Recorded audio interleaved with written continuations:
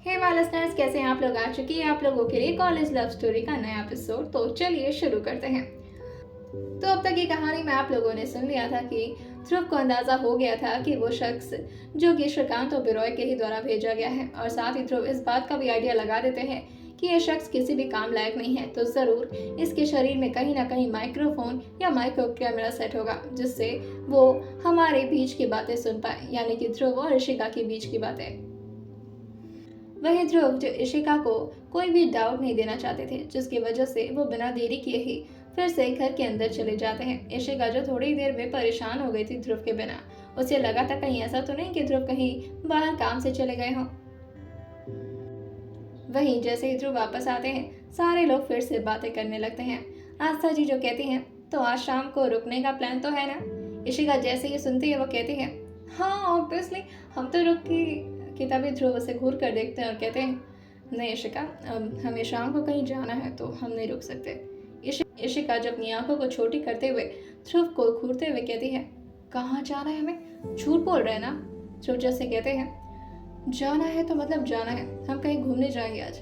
इशिका जैसे ये सुनती है वो कहती है, घूमने, हाँ वो हमें कहीं घूमने जाना था तो इसलिए हम रुक नहीं पाएंगे। ध्रुव को पता था कि अगर इशिका को वो इस तरह का कोई ऑप्शन नहीं देंगे तो इशिका भी जिद करने लगेगी वहां रुकने का, और ये इशिका के लिए तो बहुत ही ज्यादा रिस्की हो सकता है, जिसकी वजह से ध्रुव ने इशिका से तुरंत ही झूठ बोल दिया कि उसे वो कहीं घुमाने ले जाना चाहते हैं, और इशिका घूमने के नाम पर एक्साइटेड हो जाती है। वहीं आस्था जी जो कहती हैं, हाँ सही बात है, इतना अच्छा मार्क्स लाई है तो कहीं घुमाना तो बनता ही है इसका। लगभग शाम का वक्त, इशिका जो ध्रुव के साथ अब वापस जाने लगती हैं, और वो आस्था जी को गले लगाते हुए कहती है, अब फिर से मत भूल जाइएगा और आते रहा करिए ना आप लोग हमारे पास। और फिर वो विक्रम जी को गले लगाते हुए कहती है, ओके डैड मैं जा रही हूँ, और हाँ आपकी बेटी सिर्फ आपकी है, मुझे पराया मत बोलेगा, और प्लीज़ मुझे ज़रा कांटेक्ट भी कर लिया करिएगा कभी कभी। वैसे आप लोगों को पता है मेरे पास अपना फ़ोन ही नहीं है, इन्होंने मुझे फ़ोन ही नहीं रखने दिया, लेकिन घर का लैंडलाइन नंबर है तो आप लोग उस पर कॉल कर सकते हैं। और ये बोलकर वो सबको टाटा बाय बाय करके ध्रुव के साथ वापस मेंशन की तरफ निकल जाती है। इशिका जो ध्रुव को देखते हुए कहती है, हम कहाँ घूमने जा रहे हैं। ध्रुव जो इशिका को देख कर कहते हैं, कहाँ जा रहे हैं वो तो मुझे भी नहीं पता, कहाँ चलना है तुम्हें। इशिका जो कहती है, कहीं घूमते हैं, कहीं पार्टी करते हैं, हम बाहर चलते हैं ना, बहुत दिन हो गया है, बाहर में जाकर ड्रिंक करके थोड़ा डांस वांस करेंगे, मजा आएगा। इशिका की हर जिद को अब ध्रुव को पूरी ही करनी पड़ती। ध्रुव को तो वैसे बार वगैरह में जाना बिल्कुल भी कुछ खास पसंद नहीं था, और साथ ही इशिका के साथ तो बिल्कुल भी नहीं, मगर इशिका के लगातार जिद करने पर ध्रुव को ये बात भी मानना पड़ता है। इशिका जो कहती है, लेकिन पहले हम शॉपिंग करने चलेंगे, भला ये कपड़ा पहन करके मैं बाहर थोड़ी ना जाऊंगी। ध्रुव जैसे कहते हैं, क्यों क्या खराब है ये। इशिका जो कहती है, भला सूट पहन कर भी कोई जाता है डिस्को में, मैं वहाँ पार्टी करने जा रही हूँ या कीर्तन करने। ध्रुव जैसे कहते हैं, बहुत जिद्दी हो गई तुम इशिका। इशिका जो कहती है, मानेंगे या नहीं आप मेरी बात। ध्रुव जैसे कहते हैं, अच्छा ठीक है बाबा, और ये बोलकर वो उसको एक मॉल में लेते जाते हैं। वही इशिका जिसे एक वन पीस खूबसूरत सा ड्रेस पसंद आता है, जो वो ध्रुव को दिखाते हुए कहती है, कैसे लगेगा मेरे ऊपर। ध्रुव जैसे कहते हैं, इतनी भी सेक्सी मत बनो कि मैं तुम्हें डिस्को के बजाय अपने घर लेते चलूं। इशिका जो कहती है, आप भी ना। ध्रुव जैसे कहते हैं, वैसे तुम्हारी मर्जी, अगर तुम्हें रिस्क लेना है तो, क्योंकि ये पहनकर तुम्हें घर भी चलना है। इशिका जैसे ही सुनती है वो शर्माते हुए कहती है, हाँ ठीक है आप भी पर, और ये बोलकर वो कहती है, मैं चेंज करके आऊँ। ध्रुव जो आसपास देखते हैं और कहते हैं, नहीं कोई ज़रूरत नहीं है, और ये बोलकर वो कहती है, अरे तो यही पहनकर तो मुझे बाहर जाना है। ध्रुव जैसे कहते हैं, अच्छा ठीक है पहन लो, और ये बोलकर उनका मुंह थोड़ा सा बन जाता है, क्योंकि आसपास बहुत सारे मेल स्टाफ थे, और ध्रुव को बिल्कुल पसंद नहीं था कि उनकी प्यारी इशिका के खूबसूरत पैर कोई और भी देखे। इशिका उस ब्लैक कलर के वन पीस को पहन कर आती है, जो कि सिर्फ इशिका के थाई तक ही आ रहा था, साथ ही वो काफी ज्यादा फिटिंग का भी था। इशिका जो उसमें बेहद खूबसूरत लग रही थी। इशिका जैसे ही चेंजिंग रूम से बाहर निकल कर आती है, ध्रुव तो उसको देखते रह जाते हैं, साथ ही आसपास के जितने भी स्टाफ थे वो भी इशिका को ही देख रहे थे, जिसे देखकर ध्रुव को बहुत ही तेज गुस्सा आता है, और वो सारे लोग को घूरते हुए कहते हैं, यहाँ कोई प्रसाद बट रहा है, गेट लॉस्ट।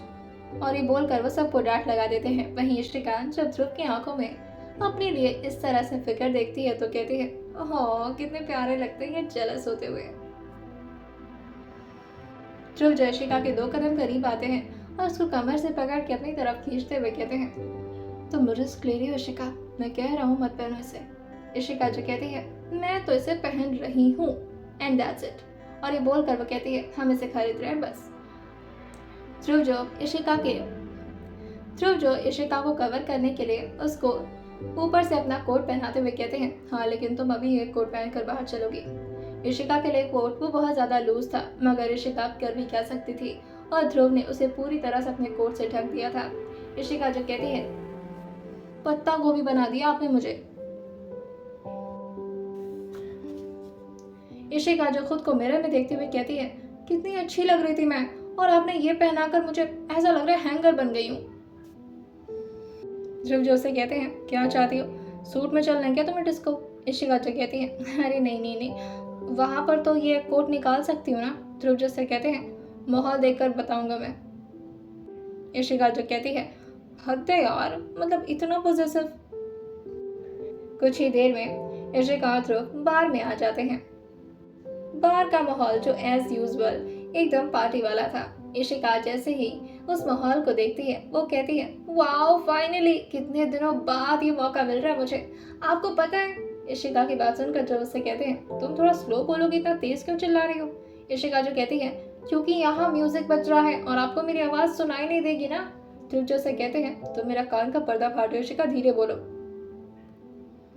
इशिका जो यहाँ आकर एकदम हाई मोड पर हो चुकी थी और उसे कुछ भी समझ नहीं आ रहा था, वो कहती है, वहां रहा मेरा काउंटर, चलिए। और ये बोलकर वो ध्रुव का हाथ पकड़ती है और कहती है, मुझे बहुत सारा ड्रिंक करना है आज। आपको पता है मैं कितनी ज्यादा खुश हूँ, तो मैं चाहती हूँ उस खुशी को हम दोनों मिलकर सेलिब्रेट करें। ध्रुव को ड्रिंक से सख्त नफरत थी, क्योंकि ध्रुव के डैड भी हमेशा ड्रिंक करके ही आते थे जब वो उनकी मॉम को टॉर्चर करते थे और साथ ही उनको मारा करते थे, और इसी वजह से ध्रुव ने कसम खाई थी कि वो कभी भी ड्रिंक को तो हाथ नहीं लगाएंगे। वही वो इशिका से कहते हैं, तुम सिर्फ कोई सॉफ्ट ड्रिंक पी सकती हो, हार्ड ड्रिंक तो मैं तुम्हें छूने नहीं दूंगा। इशिका जैसे ही सुनती है वो अपने दोनों हाथ को ध्रुव के गले के पीछे लगाते हुए कहती है, ओह प्लीज ना। ध्रुव जो कहते हैं, बहुत ज्यादा जिद कर रही हो तुम इशिका। इशिका जो कहती है, प्लीज बस 2 ड्रिंक लूंगी, पक्का सिर्फ 2। ध्रुव जो से कहते हैं, इशिका 2 भी तुम्हारे लिए बहुत हार्ड हो जाएगा। इशिका जो कहती है, अरे मुझे इसकी आदत है भाई, कोई फर्स्ट टाइम थोड़ी ना कर रही हूँ, प्लीज। ध्रुव जो से कहते हैं, ओह गॉड, अच्छा ठीक है सिर्फ 2। इशिका जो कहती है, ओके। और ये बोलकर वो ध्रुव को खुशी खुशी उनके गाल पर एक किस करते हुए कहती है, that's like my good husband. और ये बोलकर वो 2 की जगह 4-5 पैक पी लेती है। ध्रुव जो से कहते हैं, स्टॉप इट इशिका, क्या कर रही हो। इशिका जो कहती है, अरे मैं मजे कर रही हूँ और आप इतने बोर क्यों कर रहे हैं, आइए साथ में डांस करते हैं। कि तभी ध्रुव से कहते हैं, मैं नहीं जा रहा डांस वांस करने। इशिका जो कहती है, अरे शर्माइए मत, आइए ना। और ये बोलकर वो जबरदस्ती ध्रुव को अपनी तरफ खींचने लगती है। ध्रुव जो अपनी रोलेक्स वॉच में देखते हुए कहते हैं, only 10 minutes you have, 10 minute में वापस आओ। इशिका जो कहती है, अरे आपके सामने ही तो हूँ। और ये बोलकर वो जाकर स्टेज पर डांस करने लगती है। वहीं आसपास के लोग जो इशिका की तरफ काफी ज्यादा अट्रैक्ट हो रहे थे, और साथ ही कुछ लड़कियां जो देख देख कर इशिका को अंदर ही अंदर जल भुन रही थी। वहीं एक लड़का जो काफी ज्यादा नशे की हालत में इशिका के कमर पर धीरे से हाथ रखते हुए कहता है, अरे अकेले क्यों डांस कर रही हो, हमारे साथ आकर डांस करो ना। वैसे इशिका भले ही बार में आया करती थी, मगर वो किसी भी ऐसे अनजान शख्स के साथ डांस वगैरह करना पसंद नहीं करती थी, जिसकी वजह से वो शख्स से कहती है, no I am not interested please. और ये बोलकर उसके सीने पर धीरे से मार देती है, जिससे वो शख्स थोड़ा ड्रंक होने की वजह से 3-4 कदम पीछे चला जाता है। एक लड़की के धक्का देने से 3-4 कदम पीछे जाते देखकर उसके खुद के ही मेल ईगो को काफी ज्यादा हर्ट हो जाता है, और वो इशिका के कमर को जोर से अपनी तरफ खींचते हुए कहता है, मुझे धक्का मारेगी, चुपचाप से इसी तरह डांस कर, समझी। और ये बोलकर वो इशिका के साथ जबरदस्ती करने लगता है। वैसे तो ध्रुव लगातार इशिका पर अपनी नजर गड़ाए हुए थे, मगर कुछ ही मिनट पहले क्रिश का इम्पोर्टेंट कॉल ध्रुव के फोन पर आया था। क्रिश ने पहले उन्हें कुछ टेक्स्ट किया था और उसे एक्सप्लेन करने के लिए वो ध्रुव को कॉल कर देता है, जिसे रिसीव करने के लिए ध्रुव को थोड़ा साइड एरिया में जाना पड़ता है, जहाँ पर म्यूजिक का साउंड थोड़ा कम हो। ध्रुव जो क्रिश से बात ही कर रहे थे कि तभी फिर से वो मुड़कर इशिका की तरफ देखते हैं और जैसे ही वो इशिका की तरफ देखते हैं उनकी मुट्ठी जो कस के बंद हो जाती है। ध्रुव जो अपने फोन पर अपना पकड़ कसते हुए अपनी एक मुट्ठी को कस के बंद करते हुए कहते हैं, क्रिश, मैं तुमसे बाद में बात करता हूँ। और ये बोलकर वो तुरंत ही फोन कट कर देते हैं। वहीं दूसरी तरफ से क्रिश जो कहता है, ये क्या था सर का ये इस तरह का टोन, कहीं सर का मूड फिर से, कहीं सर राजवीर तो नहीं बन रहे। वहीं दूसरी तरफ डिस्को में ध्रुव जो काफी तेज अपनी स्पीड को उसी शख्स की तरफ बढ़ा दिए थे जो इशिका के साथ लगातार बदतमीजी कर रहा था। इशिका जो बार बार उसे अपने आप से दूर करने की कोशिश कर रही थी मगर वो शख्स मानने को तैयार ही नहीं था, जिसे देखते हुए ध्रुव जो काउंटर से एक शराब की बोतल लेते हैं और इशिका को झटके से उसका बाजू पकड़ के उस शख्स से अलग करते हैं और उसके सर पर वो बोतल दे मारते हैं। इशिका जैसे ये देखती है वो एकदम से घबरा सी जाती है और इस शोर के बाद डिस्को के म्यूजिक अपने आप ही बंद हो जाता है। उस शख्स का सर जो पूरी तरह से खून खून हो चुका था। वहीं सारे लोग जो एकदम से उस जगह से दूर हो जाते हैं। इशिका की भी एकदम से आंखें बड़ी बड़ी हो जाती हैं और वो एकदम से घबरा जाती है। वहीं ध्रुव अभी भी उस शख्स को छोड़ने के मूड में नहीं लग रहे थे। वो शख्स को कॉलर से पकड़ते हैं और उसे खड़ा करते हुए कहते हैं, बहुत शौक है ना तुम्हें डांस करने का, मैं कराता हूँ डांस तुम्हें। और ये बोलकर वो उस शख्स के सर को ले जाकर काउंटर पर लड़ा देते हैं। जिस तरह से ध्रुव उसको देख रहे थे और जिस तरह से वो उसको मार रहे थे, ऐसा लग रहा था जैसे आज वो उसकी जान ही ले लेंगे। इशिका को ध्रुव का ये रूप देखकर बहुत ही ज्यादा डर लगता है। इशिका ने कभी भी ध्रुव का ये रूप नहीं देखा था और ना ही वो इस रूप से कभी भी वाकिफ हुई थी। इशिका जो ध्रुव को काम डाउन करने की कोशिश तो करती है मगर उसके हाथ पैर भी कांप रहे थे ध्रुव को इस तरह देखकर।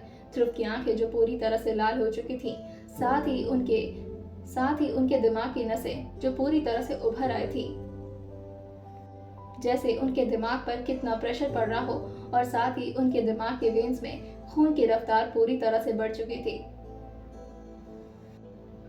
ध्रुव जो लगातार उसको मारे जा रहे थे कि तभी बार के स्टाफ आते हुए ध्रुव के सामने हाथ जोड़ते हुए कहते हैं, सॉरी राजवीर सर, आपसे ये गलती नहीं होगी।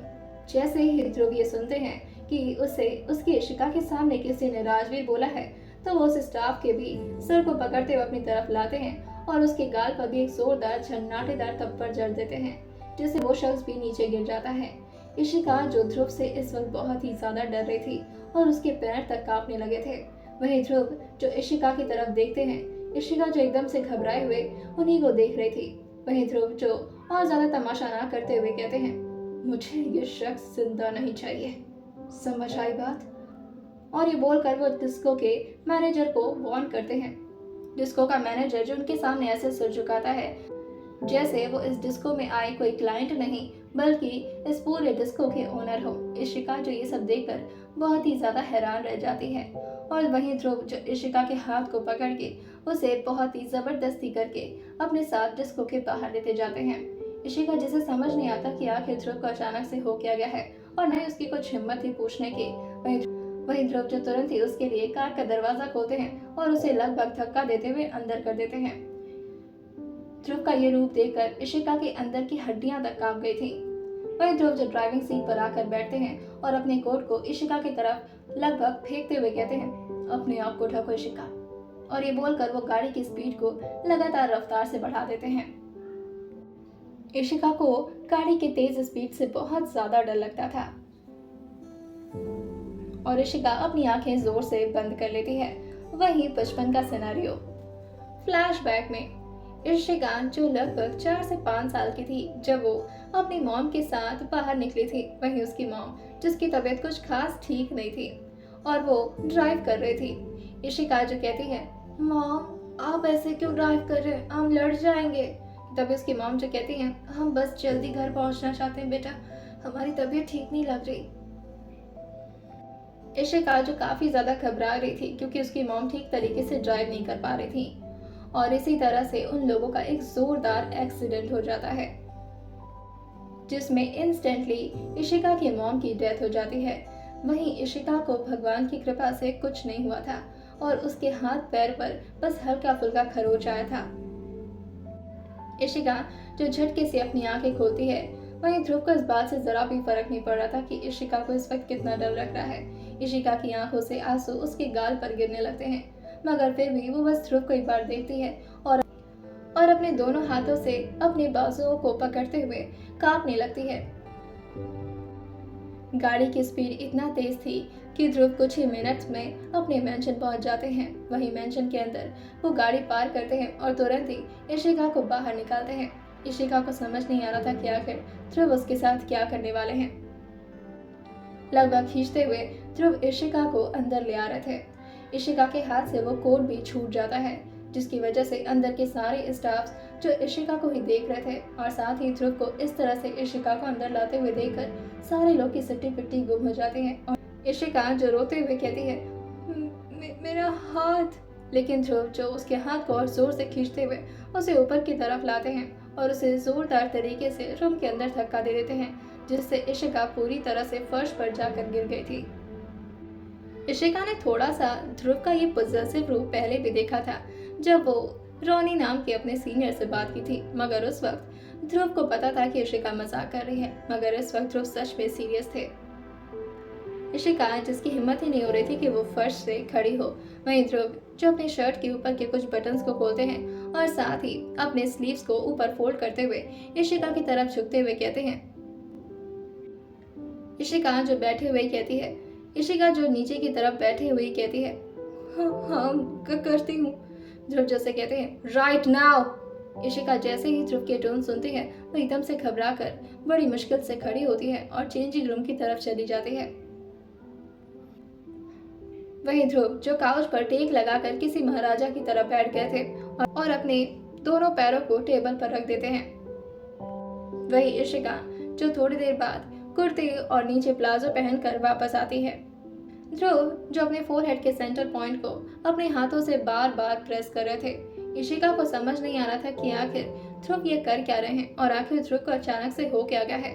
वहीं जैसे ही उन्हें एहसास होता है कि इशिका बाहर आ चुकी है, वो इशिका को बिना उसकी तरफ देखे ही अपनी उंगली से इशारा करते हुए बुलाते हैं। इशिका जो चुपचाप आकर उनके सामने किसी गुनहगार की तरह खड़ी हो जाती है और साथ ही अपना सिर नीचे झुकाते हुए कहती है, बोलिए क्या हुआ। इशिका ने बड़ी हिम्मत से ये बोला था। वहीं ध्रुव जो अपने पैरों को टेबल से उतारकर काउच पर आराम से बैठते हैं और अपने हाथों को अपने घुटनों पर रखते हुए कहते हैं, तो मैं कितने दिन से मार्शल आर्ट सिखा रहा हूँ इशिका। इशिका जैसे ये सुनती है वो कहती है, लगभग एक साल हो गए। ध्रुव जैसे कहते हैं, तो क्या फायदा हुआ इसका। इशिका जो कहती है, मैं समझी नहीं। ध्रुव जैसे कहते हैं, तुम इतनी बेवकूफ क्यों हो कि तुम्हें कुछ समझ नहीं आता, हर चीज तुम्हें समझानी पड़ती है। इशिका अचानक से एकदम से कांप जाती है। ध्रुव जो नॉर्मली बोलते बोलते एकदम से स्ट्रिक्ट टोन में आ चुके थे। इशिका जो 2 कदम पीछे होते हुए कहती है,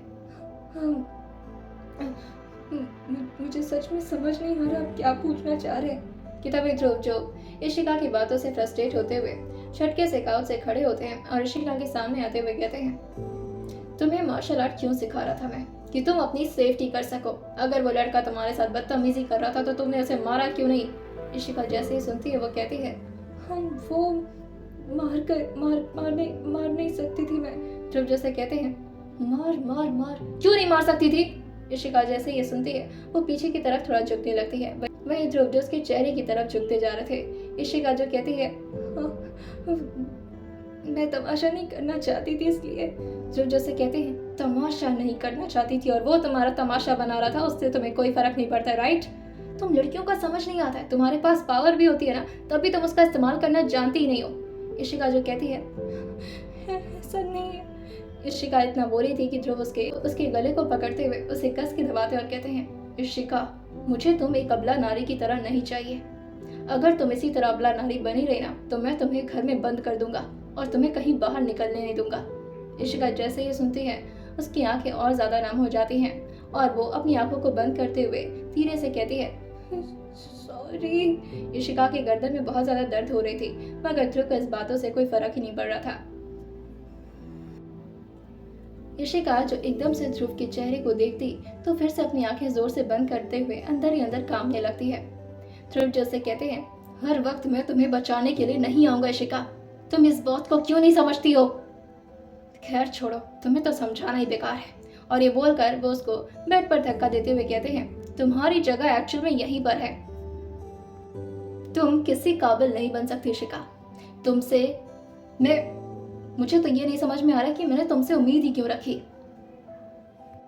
आई थॉट कि तुम बाकी लड़कियों से अलग हो, तुम डेयरिंग हो, बट आई वॉज रॉन्ग। और ये बोलकर ध्रुव जो अपने रूम के एक पेंटिंग के ऊपर अपना हाथ दे मारते हैं, जिसके कांच जो ध्रुव के हाथों में आकर चुभ गए थे। जैसे ही इशिका उस कांच के टूटते हुए आवाज को सुनती है, वो एकदम से अपने कान को जोर से बंद कर लेती है। इशिका की हिम्मत नहीं हो रही थी कि वो ध्रुव को फेस भी कर सके। वहीं ध्रुव भी इशिका से अब इस वक्त दूर ही रहना चाहते थे, क्योंकि उन्हें पता था कि उनका गुस्सा अब उनके कंट्रोल में नहीं है और वो कहीं इशिका को हर्ट ना कर दे, जिसकी वजह से वो अपने गुस्से को ठंडा करने के लिए बाथरूम की तरफ निकल जाते हैं।